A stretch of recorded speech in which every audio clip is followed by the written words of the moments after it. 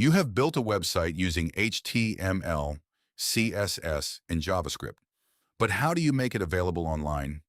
In this video, I'll show you how to upload your website to Hostinger and make it live step by step.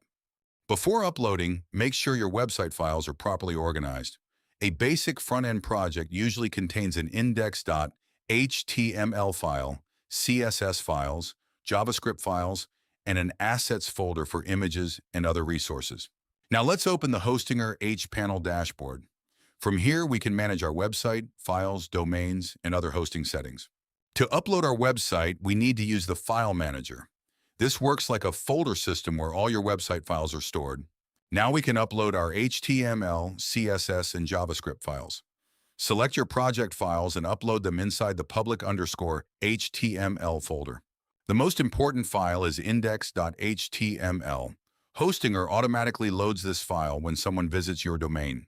Now let's open our domain and check the result. If everything is uploaded correctly, your website should be live. If your website doesn't appear correctly, check these common issues. Make sure your files are inside public_HTML, your index.html file exists, and your image paths are correct.